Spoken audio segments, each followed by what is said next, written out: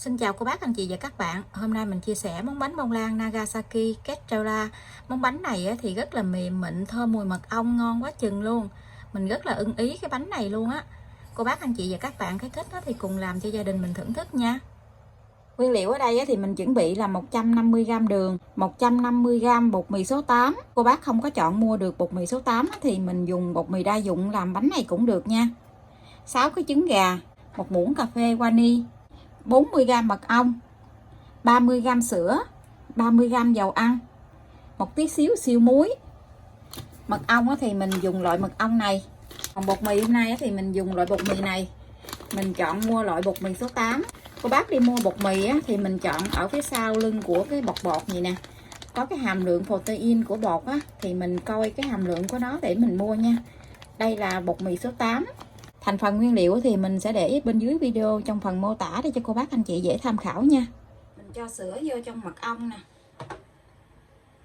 dầu ăn, một muỗng cà phê vani để cho cái bánh của mình nó thơm, một tí xíu siêu muối. Mình khuấy cho tan cái hỗn hợp này lại. Phần này thì mình làm xong rồi mình để riêng một bên. 6 cái trứng gà thì mình tách riêng, phần lòng trắng với lòng đỏ mình để riêng. Bây giờ thì mình sẽ đánh phần lòng trắng này cho nó bong lên. Cái máy mình có 6 số thì mình đánh đầu tiên là ở số 2.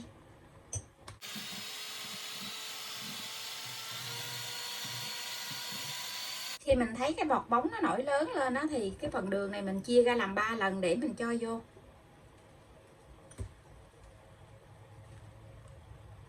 Tiếp tục mình đánh ở số 2 nha.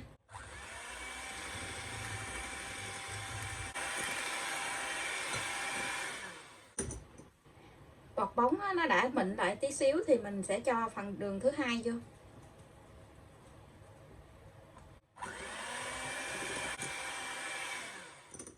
Khi bọt bóng nó đã mịn lại thì mình cho hết cái lượng đường này vô. Bây giờ thì mình tăng tốc độ lên ở số 4. Mình đánh theo chữ V ngược á. Cô bác anh chị mình đánh khi mình thấy cái bọt bóng nó đã ổn định như vậy thì mình sẽ hạ xuống còn số 3 và mình hạ xuống từ từ còn số 2 nha.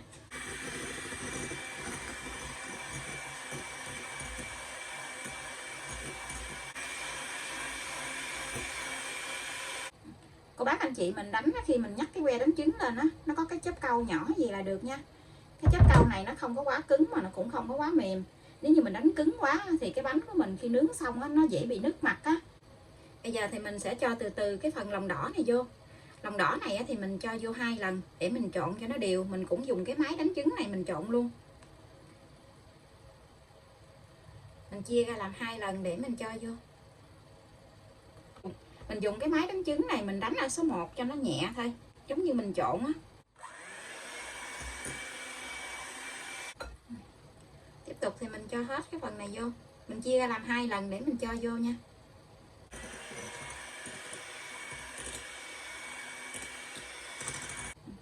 Mình trộn cho nó đều lại vậy là được. Tiếp theo thì mình sẽ dùng cái muỗng dẹp nè. Mình trộn cho đều lại. Và mình gây cái phần bột này vô. Bột này thì mình chia ra làm 2-3 lần để mình gây vô từ từ. Để cho cái bột này nó đều á. Mình trộn lại. Mình lấy cái muỗng này nè, mình trộn mình hất từ ở bên dưới lên gì để cho cái bột này nó đều á. Cô bác anh chị mình trộn khi nào mình thấy cái bột này không có còn bột khô nữa là được. Mình cho hết cái phần bột còn lại vô luôn.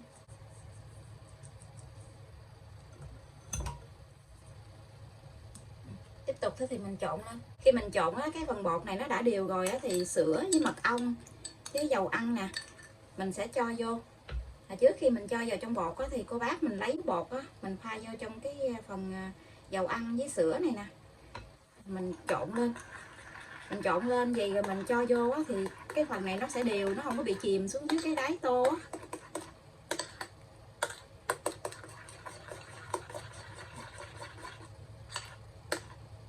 Mình giống như mình pha ra cho nó loãng lại gì nè. Rồi mình sẽ cho vào trong cái tô trứng. Mình làm gì á thì cái phần này á, nó sẽ đều hơn, nó không có bị chìm xuống dưới cái đáy tô.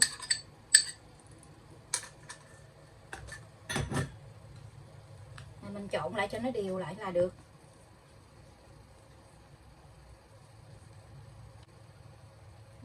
Mình trộn cho nó đều lại vậy á, thì mình sẽ lấy cái tô nè, mình thả xuống với cái bàn vài cái gì để cho cái bọt khí trong tô này nó dỡ bớt nha.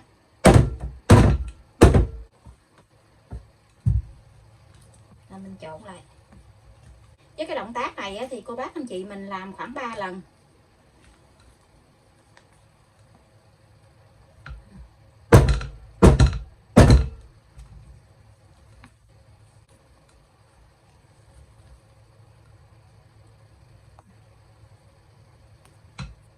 Hôm nay thì mình dùng cái khuôn vuông, khuôn này là khuôn 25, mình lót cái miếng giấy ra xung quanh hết luôn, với lại ở bên dưới này mình cũng lót giấy nến luôn, để tí xíu nữa thì mình sẽ dễ lấy cái bánh này ra.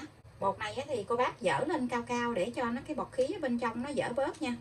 Mình dùng cái muỗng nè, mình hứng gì để mình đổ cái bột á, như vậy thì cái bọt khí ở bên trong nó sẽ dở bớt.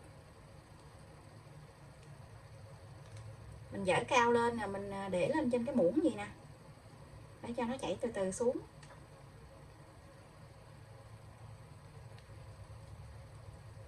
Cái công thức này thì cái khuôn 25 là vừa với cái bánh này luôn á.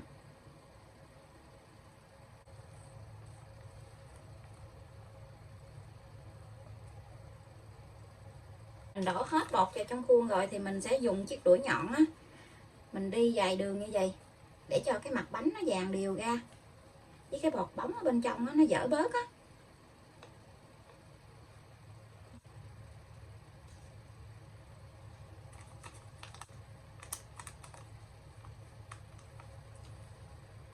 Bây giờ thì mình sẽ cho bánh vào trong lò để nướng luôn nha. Lò nướng thì mình đã làm nóng trước 10 phút. Lò mình có 3 ngăn thì mình để cái ngăn dưới luôn, là ngăn thứ 3.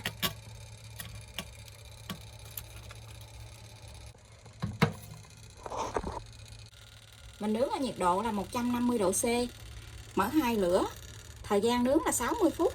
Mình không cần mở quạt, cô bác canh nhiệt độ nóng của lò nhà mình nha. Bánh ở bên trong á, mình nướng đã được 20 phút rồi nè, bắt đầu nó nở lên này. Từ từ nó nở lên, từ từ.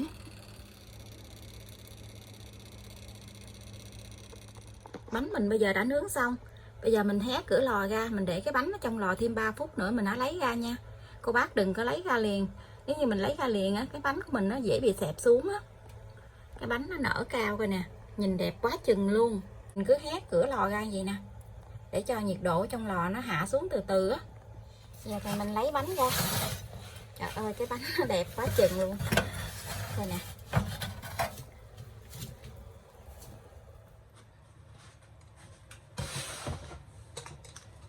Cái khuôn nó còn hơi nóng. Mình lót ở bên dưới là cái miếng giấy nến đó, cho nên nó cũng dễ lấy ra lắm.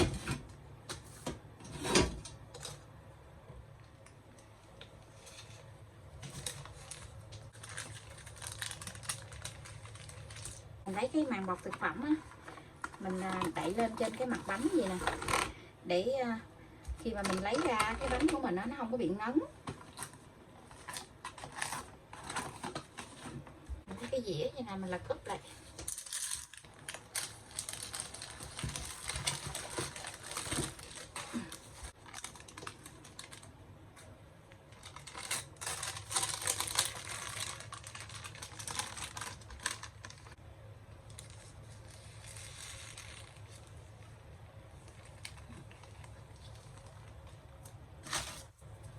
Bánh này thì mình đậy lại nha, mình không có cắt liền. Mình lấy ra gì rồi mình đậy lại, để cái bánh này một đêm, để cho cái bánh này nó giữ lại cái độ ẩm á. Mình lấy cái màng bọc thực phẩm gì nè, mình quấn lại.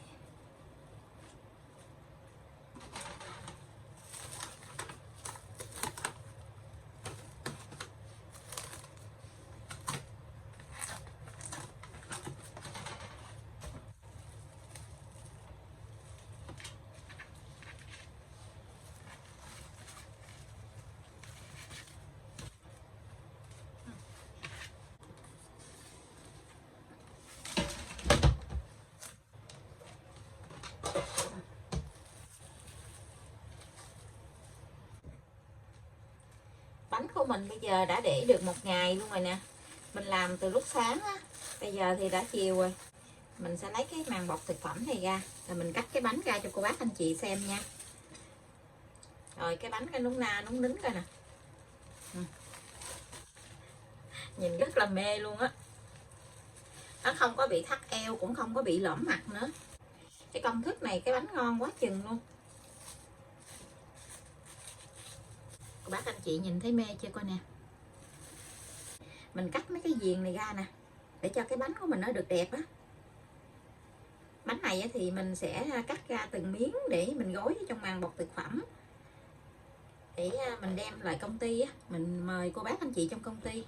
Trời ơi, cái bánh nhìn thấy nó mê coi nè.